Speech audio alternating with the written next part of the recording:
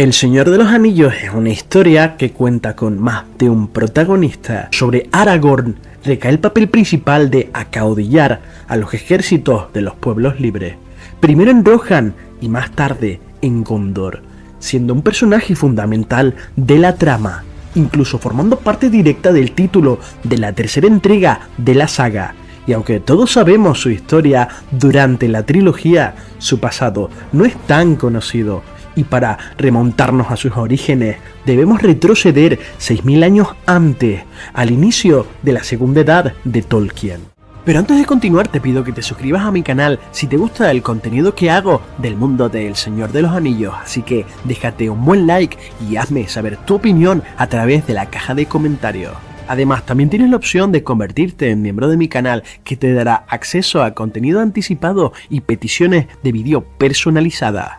En el Silmarillion se nos explica que los hombres que lucharon contra Morgoth al final de la Guerra de la Cólera obtuvieron como premio de los Valar una isla que recibió el nombre de Númenor y que estaba situada al oeste de la Tierra Media, y el primer rey de los hombres de Númenor fue Elros, que era hermano gemelo de Elrond de Rivendell, y mientras que este optó por una vida inmortal, Elros decidió vivir su vida como un hombre mortal, aunque fue más larga de lo habitual, y Aragorn sería descendiente directo de Elros, y durante los 3000 años siguientes su linaje gobernaría Númenor, haciéndola brillar como una de las naciones más poderosas en su apogeo. Pero con el tiempo, los hombres de Númenor se rebelaron contra los Valar por culpa de las palabras envenenadas de Sauron, y pese a que Númenor fue destruida y sepultada en el fondo del mar, los fieles a los Valar escaparon del cataclismo, fundando los reinos en el exilio de Gondor en el sur y Arnor en el norte. Y así la descendencia de Elros sobrevivió a través de Elendil y sus hijos, Anarion e Isildur. Pero los siglos pasaron y la línea real se fue desvaneciendo, y en Arnor una lucha entre parientes provocó una división de 3 reinos menores que poco a poco fueron sucumbiendo por las fuerzas del rey brujo de Angmar, convirtiéndose en un puñado de montaraces Dúnedain. Y en el sur, el linaje real no tenía mejor suerte, puesto que Eärnur, el último rey de Gondor que había sido desafiado y humillado por el rey brujo en el pasado, ascendería al trono de Gondor, y tras recibir nuevamente el desafío del Nazgûl, marchó con una pequeña escolta a su encuentro en Minas Morgul, y nunca más se le volvió a ver, aunque antes de partir dejó la corona en la tumba de su padre. Tras la desaparición del rey, que no tenía herederos, y sin conocer con exactitud el destino de Eärnur, el senescal de aquel tiempo llamado Mardil tomó la decisión de asumir el mando del rey, convirtiéndose en el primer regente de Gondor con la fórmula de gobernar el reino hasta que retornara el rey. Los siglos pasaron y 26 senescales llegaron a ocupar el gobierno de Gondor, pero durante el último siglo de la tercera edad, de la unión de Gildraen y Arathorn, el último capitán de los Dúnedain del norte con sangre real, nacería Aragorn, el segundo de su nombre, y con apenas 2 años de edad perdería a su padre debido a una lucha contra los orcos, y su madre acudiría al único pariente vivo de su hijo para buscar ayuda y protección, y juntos llegaron a Rivendell, un valle escondido por un anillo de poder de los elfos, que portaba Elrond, hijo del legendario Eärendil y hermano del antepasado de Aragorn. Elrond entonces acogió con gran cariño a ambos y crió a Aragorn como un hijo, aunque al principio este no conocía sus derechos a los tronos de Gondor y de Arnor, y así fue durante muchos años, puesto que Elrond temía que Sauron se enterara de la existencia del último heredero de Isildur, y en su infancia Aragorn sería nombrado como Estel, que significaba esperanza, y durante 18 años permaneció en Rivendell, sin saberlo, bajo la sombra de su linaje. Con su 20º cumpleaños, Elrond decidió revelarle a Aragorn su identidad y le hizo entrega de unos objetos ancestrales, herencia de sus antepasados, como los trozos de la espada Narsil, la espada que había cortado el anillo de la mano de Sauron, y el anillo de Barahir, que el legendario Eren había portado en la Primera Edad y cuya mano había arrebatado un Silmaril a Morgoth. Ambos objetos representaban una prueba irrefutable del derecho al trono de Aragorn, y a partir de ese entonces los llevaría consigo en todo momento durante sus viajes, ganando un gran prestigio en la batalla. Poco después de conocer su destino, Aragorn transitó hacia los bosques, y como su antepasado Beren se encontró con una hermosa dama élfica de la que quedó enamorado. Ella era Arwen y era hija de Elrond.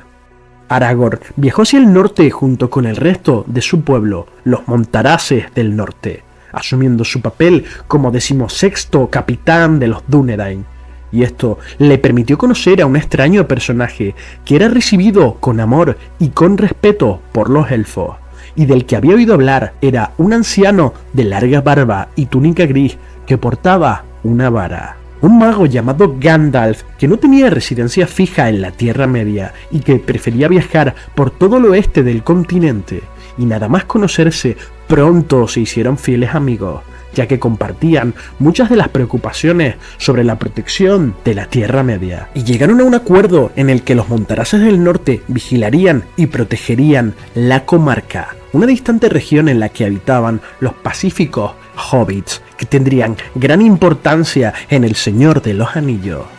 Pero la sombra de Sauron se extendía en el sur y Aragorn decidió viajar para aprender más sobre la Tierra Media y perseguir a los sirvientes del enemigo, de manera que durante 23 años se puso al servicio de los ejércitos de Rohan, donde gobernaba Zengel, padre de Theoden.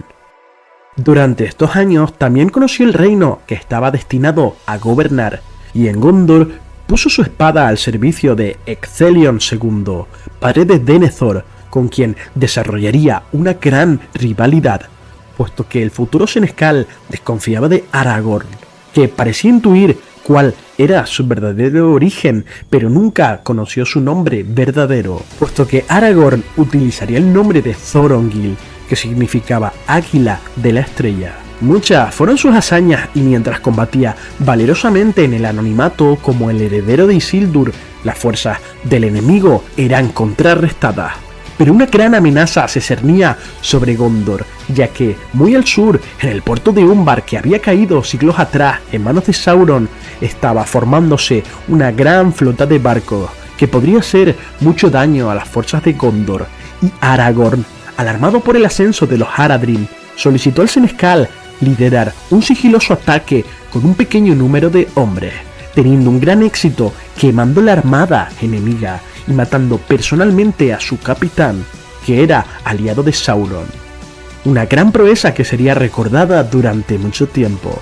Pero lejos de reclamar la gloria, Aragorn abandonó Gondor tras cumplir su tarea, visitando el bosque de Lórien, que se encontraba oculto por otro anillo de poder,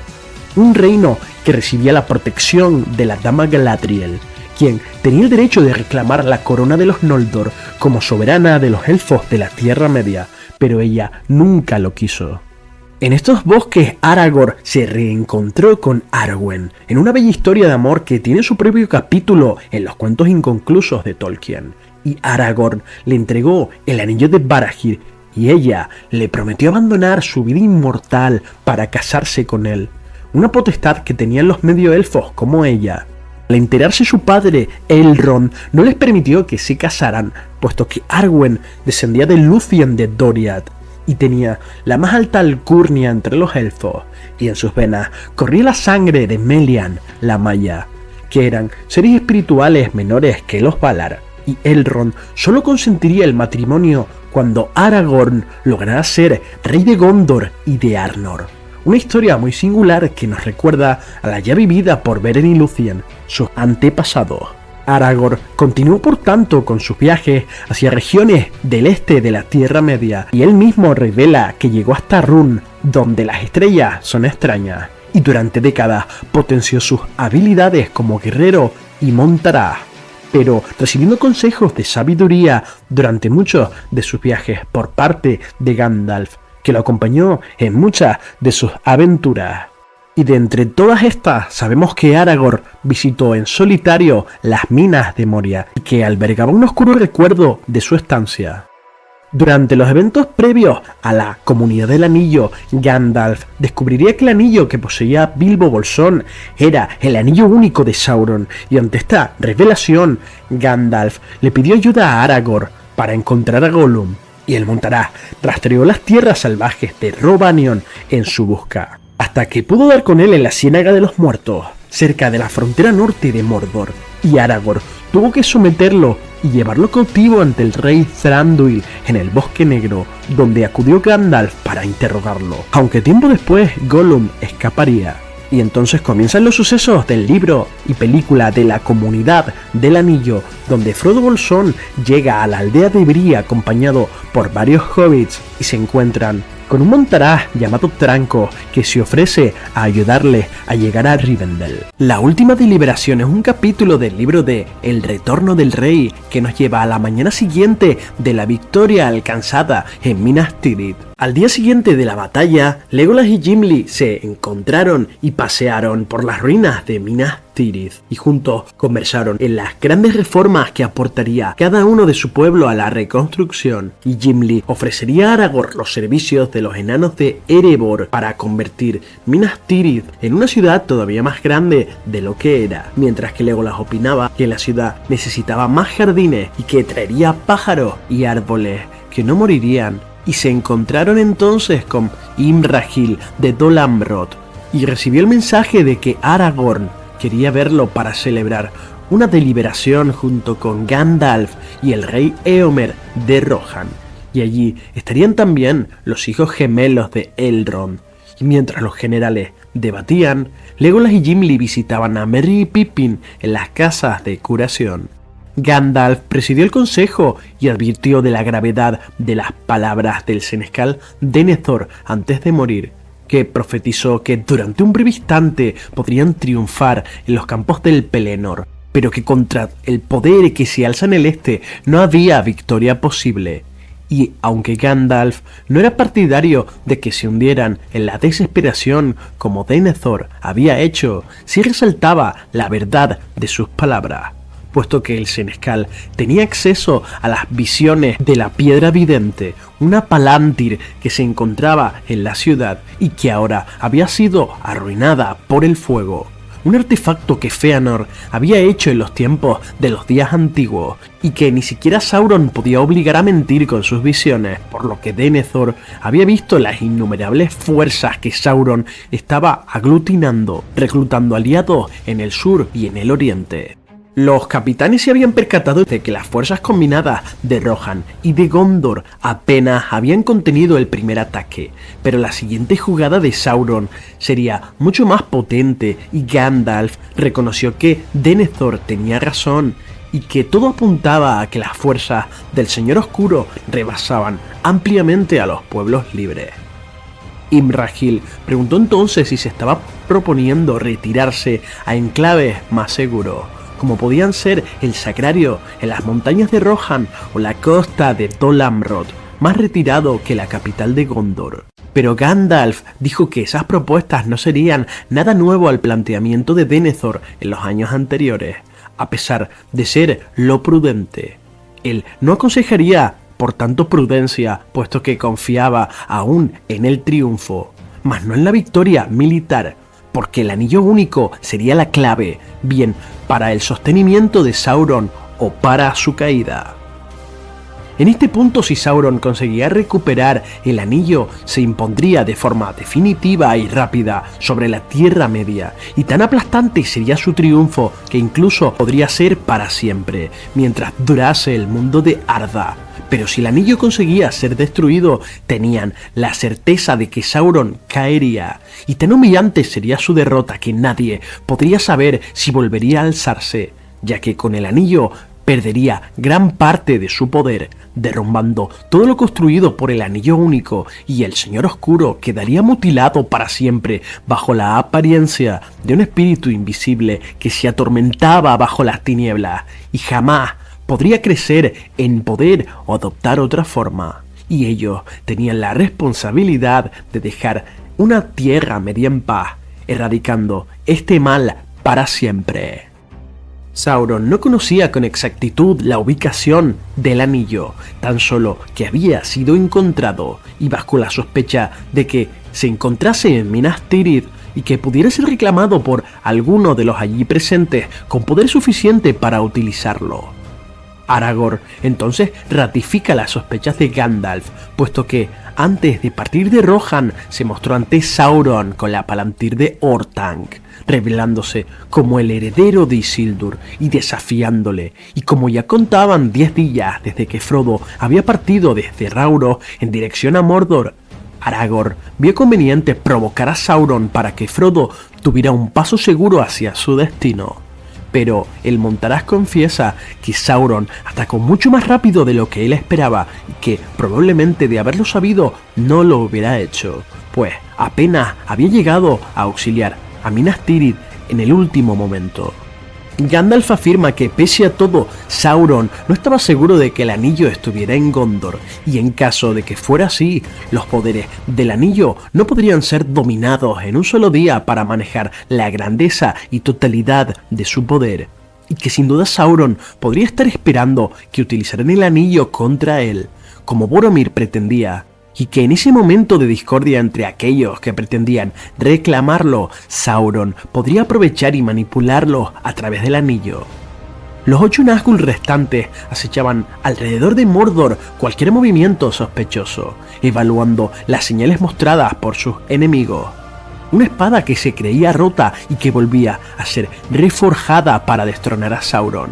Su sorprendente derrota en el primer ataque y la pérdida del rey brujo de Angmar parecían tener desconcertado a Sauron, y que por eso mismo su ataque siguiente sería todavía más letal, y el Señor Oscuro tenía su ojo sin párpado apuntando hacia ellos, y que, inteligentes o estúpidos, no tenían el anillo que habían enviado lejos y con el que hubieran podido derrotar a sus tropas. Y aunque con las armas no podrían alcanzar la victoria, sí podían ayudar a Frodo a marchar con cierta seguridad a través del País de la Sombra, aunque fuera una insignificante ayuda.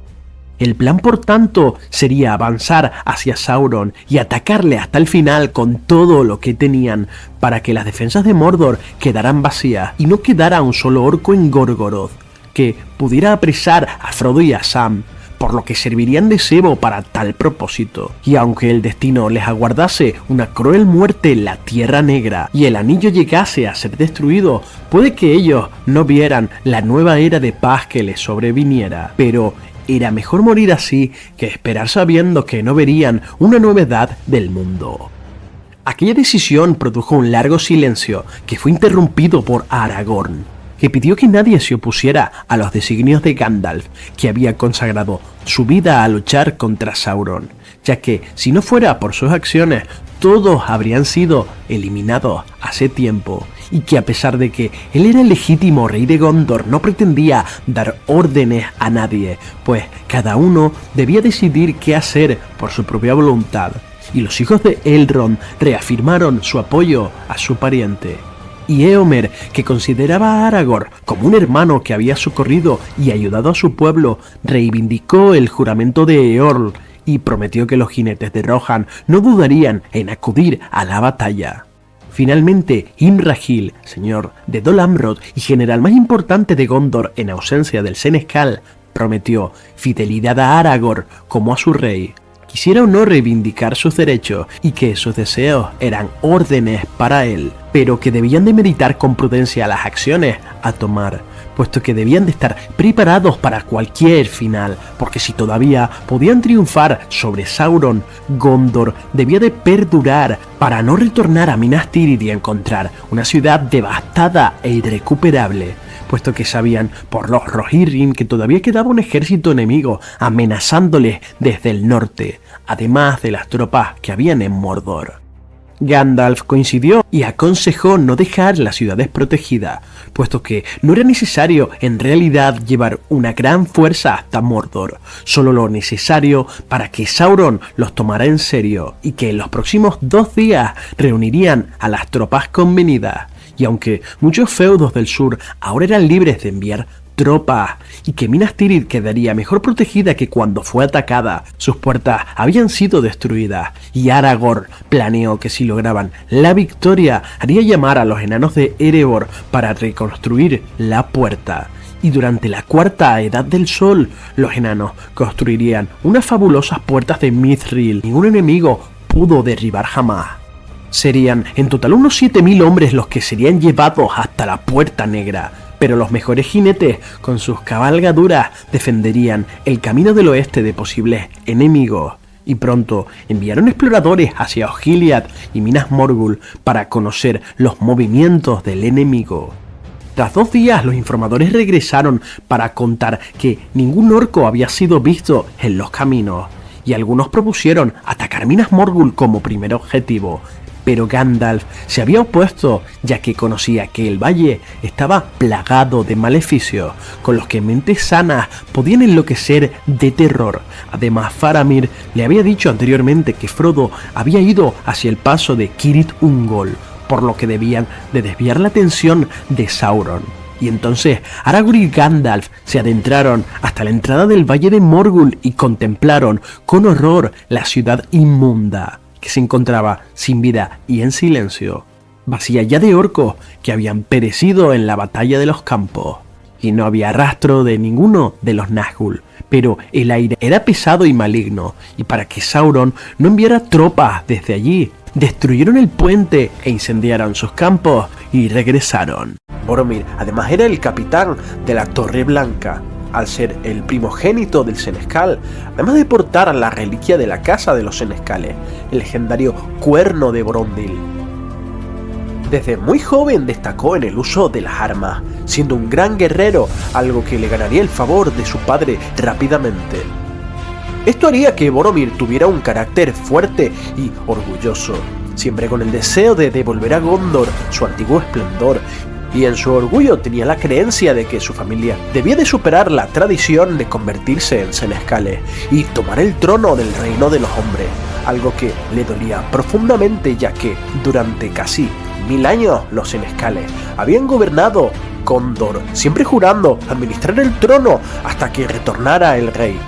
Un milagro que pocos esperaban, y este sentimiento se acentuó en el corazón de Boromir, creyendo que en un futuro cercano su linaje debería prevalecer y tomar el trono, algo que vimos en la película, ya que Boromir se mostraría perplejo y desafiante con la identidad de Aragorn, que era el heredero de Isildur, ya que, en su opinión, Gondor no tenía ni necesitaba un rey.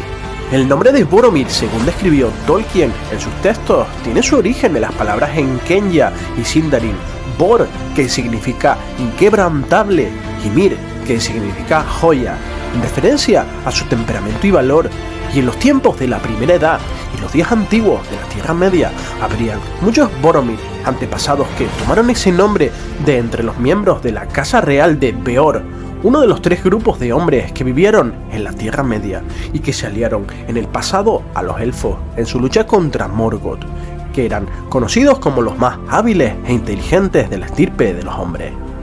De esta casa proceden personajes tan importantes como Barahir, cuyo anillo llevaba Aragorn,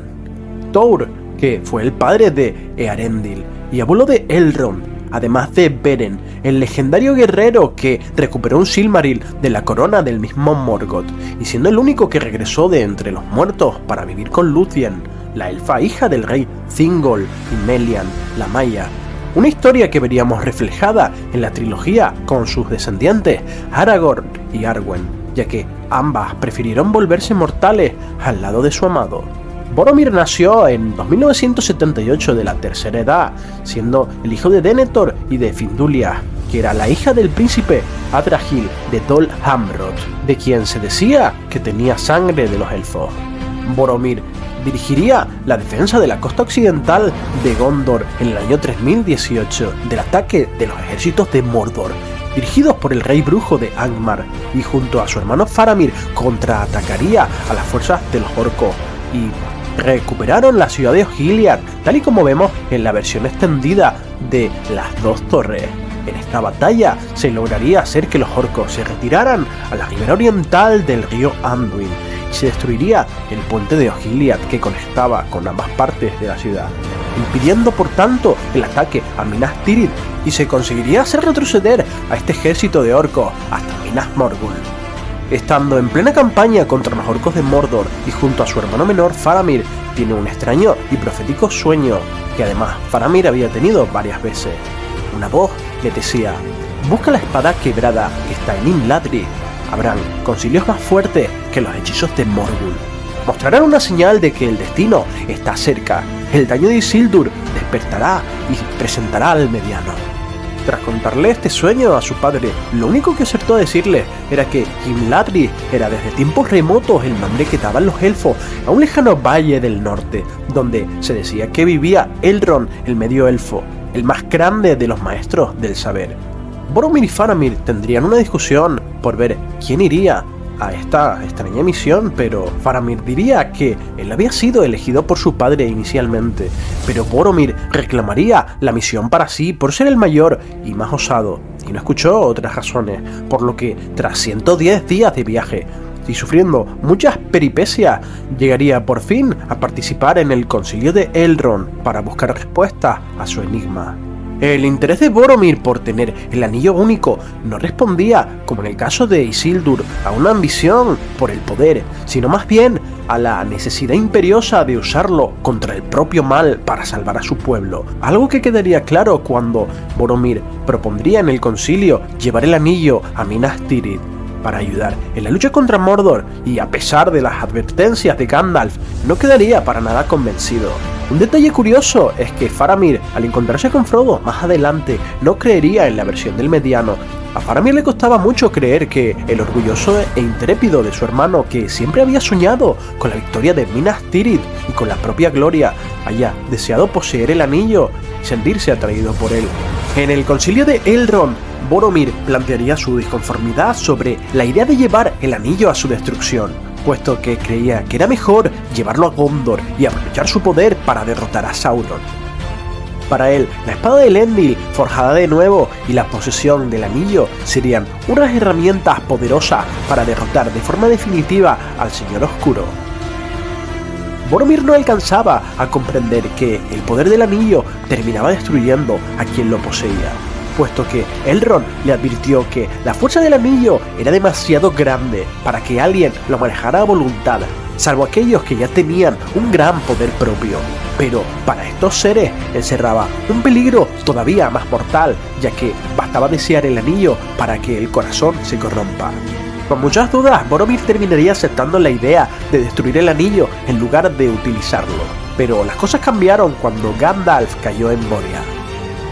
A partir de este momento, la compañía comenzaría a dudar de cuál sería el destino del anillo, puesto que su guía principal, ahora caído, era quien con más fuerza había impuesto la idea de destruirlo, y Aragorn, quien había quedado al frente del grupo, sintió que su sangre de Númenor lo ponía en una disyuntiva de seguir con la compañía hacia Mordor o correr en ayuda de Gondor.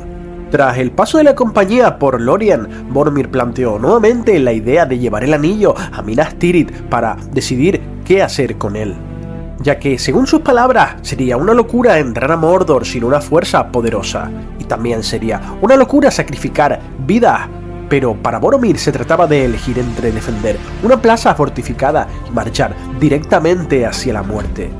Durante su estadía en el Bosque Dorado, Celeborn les ofrecería embarcaciones élficas y les aconsejó que seguir el camino por tierra en ese momento era demasiado peligroso. Pero antes de llegar a esta encrucijada, Boromir demostró un gran valor a lo largo del camino, ya que durante el paso del Cuerno Rojo aconsejaría llevar leña para evitar la muerte por el congelamiento, lo que por cierto salvaría a la Compañía del Anillo, que se extravió durante una caída del sendero. La compañía se vería en grandes apuros hasta que Aragorn y Boromir se consiguieron abrir paso entre la nieve,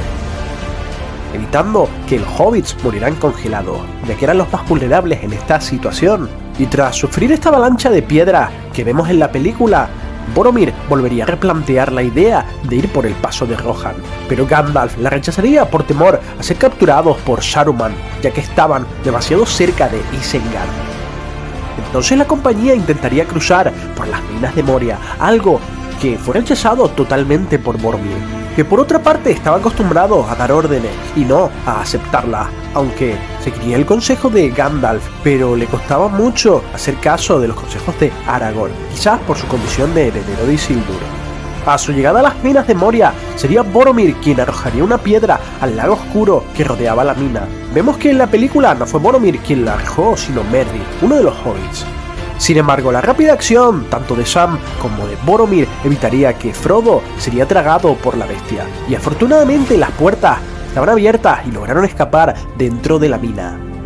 Entonces, Boromir susurraría entre dientes que en las profundidades del mundo, ahí vamos, contra su voluntad, ¿quién nos conducirá en esta oscuridad sin remedio?